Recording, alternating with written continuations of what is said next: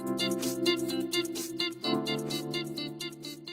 Diario de Mediación se traslada hoy al Consejo Económico y Social de España para entrevistar, más bien charlar, con el presidente Marcos Peña, un especializado árbitro en resolución de conflictos laborales con una extensísima trayectoria en ello. Y Diario de Mediación lo que quiere es pues charlar con él para ver un poco las diferencias que hay entre árbitros y mediadores y sobre todo la importancia de estos nuevos perfiles de mediación, conciliación, arbitraje en la sociedad.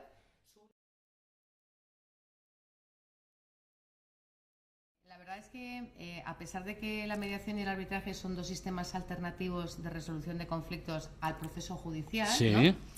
La gente tiene muchísimas dudas sobre lo que hace un mediador, lo que hace un árbitro y demás. Por ejemplo, nosotros, los mediadores, no emitimos laudos, no somos los que resolvemos el conflicto, son las partes. En vuestro caso es todo lo contrario, sois vosotros los responsables de la solución.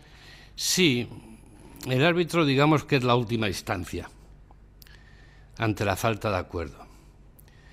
Hay un arbitraje, entre comillas, ordinario, en el que las partes deciden que usted arbitre, conscientes de que el laudo no es recurrible. Y hay un laudo excepcional, cuando el conflicto afecta a intereses nacionales, y entonces es el laudo obligatorio. Y es un procedimiento especial iniciado por el Gobierno que ante un conflicto que afecta a intereses nacionales designa un árbitro cuyo laudo es de obligado cumplimiento igual, pero que las partes no lo escogen, bien impuesto. Se ha hecho alguna vez en nuestro país, excepcionalmente, posiblemente más de 5 o 6 veces no. Ajá. El arbitraje lleva ya muchos años implantados en España. Nosotros tenemos una ley muy reciente, que es la Ley de Mediación Civil y Mercantil del año 2012, pero vosotros estáis desde hace más tiempo, ¿no? Es que quizás la conciliación, ¿sabes? La mediación está en el propio espíritu de las relaciones laborales, porque todo a la postre es un proceso de mediación, es decir, es un proceso en el que las partes tienen necesariamente que acordar, sea un convenio colectivo, un conflicto, un expediente de regulación de empleo, un traslado de empresa, lo que sea. Las partes son autónomas, tienen que acordar, son conscientes que son más fuertes cuanto más acuerdan, y no cuando un tercero, autoridad judicial, interviene y decide. Y por lo tanto es un proceso que tiene mucha historia y que está, como decía, en la propia naturaleza. Si yo me siento a negociar un convenio de una empresa importante, de un sector importante, yo sé que tengo que acordarlo. Y ese sentimiento te lleva a la mediación. En las mesas, tradicionalmente, hay un presidente de mesa. Y es un presidente de mesa que, aunque no medie, está mediando, que siempre, en cualquier momento, puede proponer una salida, bien para facilitar la conversación, bien para facilitar el acuerdo. Aunque sea informal, siempre la mediación pues gravita en toda negociación, ¿no? Nosotros antes diferenciábamos la conciliación, la mediación y el arbitraje. La conciliación sería como un estado de ánimo tendente a que las partes se acuerden. La mediación tendería a formalizarse más. Sí, bueno, ya lo está, sí. A la postre siempre concluye en un papel que se da a las partes. ¿Estáis de acuerdo o no estáis de acuerdo? Puede ser un papel definitivo, puede ser un papel intermedio para abrir cauces de negociación. Pero es bastante habitual que en conflictos potentes exista un papel que se ofrece a las partes para que decidan, para ver qué piensan sobre él.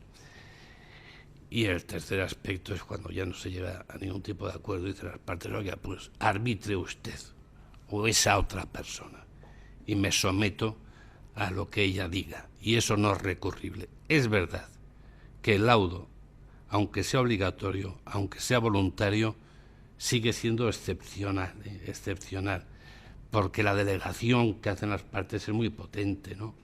Llega a lo que no es objeto de recurso y por lo tanto eso cuesta, pero existe. Claro. Es curioso que hables de esto porque lo veo yo más bien como una intermediación en el ámbito laboral. Nosotros los mediadores, en esta ley que he comentado antes, no podemos mediar en el ámbito laboral. De hecho, lo tenemos prohibido porque tenéis vuestros propios cauces de resolución de conflictos alternativos donde nosotros no podemos mediar.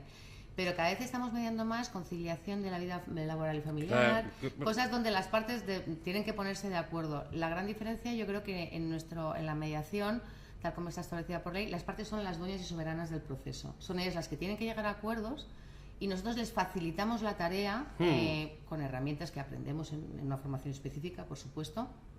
Y ese acuerdo se puede elevar en público ante notario o incluso hay veces ese acuerdo lo puede homologar un juez si ha sido derivada la mediación en el ámbito intrajudicial, porque además cada vez más hay jueces que derivan mediación en el ámbito intrajudicial. Me ha gustado mucho esto que has dicho de la potestad de poder escoger el árbitro. Normalmente las partes son las que escogen un árbitro que tiene que estar siempre enmarcado en una corte de arbitraje. Según. El proceso en la esfera laboral también se está formalizando. Existe el SIMA, que es el Servicio Interconfederal de Mediación y Arbitraje, con lista de mediadores y árbitros que pertenecen pues a un perfil muy tradicional de inspectores de trabajo, de catedráticos de Derecho del Trabajo, de personas que tienen una cierta trayectoria al respecto y que ambas partes, es decir, empresarios y trabajadores, han acordado la realización de esas listas. Es decir, que el Servicio Interconfederal de Mediación y Arbitraje tiene unas listas de mediadores y de árbitros. El interconfederal y los autonómicos también, porque los ámbitos son distintos. Eso funciona formal y habitualmente y todos los santos días del año. Y esos conflictos resueltos a través del uso de los servicios de mediación, arbitraje y conciliación, cuando se resuelven, lo resuelto tiene la fuerza de convenio colectivo. O sea que esa faceta formal de la mediación cada día cobra más vigor en nuestro sistema de relaciones laborales. Pero insisto en una cosa, claro, que es poco tangible, pero es que las relaciones laborales están basadas en la conciliación y en la mediación, porque las partes necesariamente tienen que transigir para acordar, y ello nos lleva a un esfuerzo de mediación.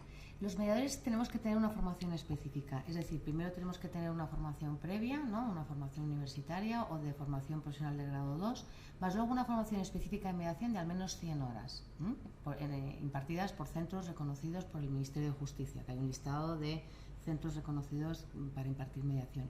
¿Los árbitros cómo llegan a ser árbitro? ¿Cómo se llega a ser árbitro en tu ámbito? Hombre, no es una carrera profesional, es algo que la vida te va colocando ahí. Insisto que hay dos elementos que son importantes. Uno es conocimiento, es obvio, es decir, estamos hablando siempre de expertos, casi máximos expertos en derecho del trabajo, en relaciones laborales de trabajo. Y después también una cierta trayectoria vital que te ha enmarcado en este espacio laboral, ¿no? Y que te ha permitido que ambas partes, más o menos ambas partes, confíen en ti.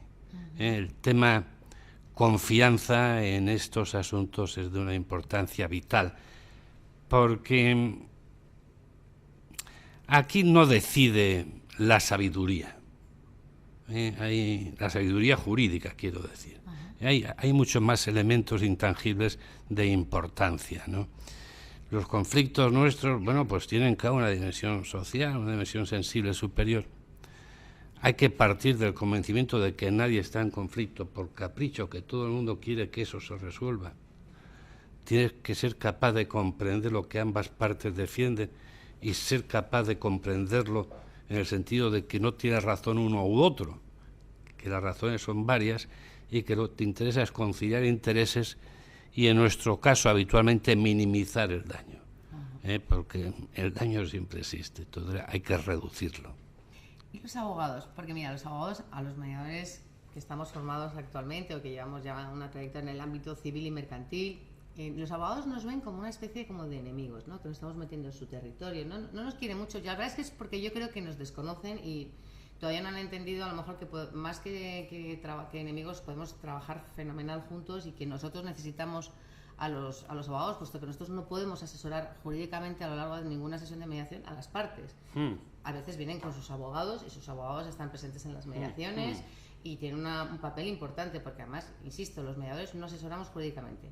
¿Qué tal se portan los abogados con vosotros? Bueno, ahí hay una complicidad, ¿no? Hay una complicidad, ¿no? Primero porque el perfil profesional no está tan definido, ¿no?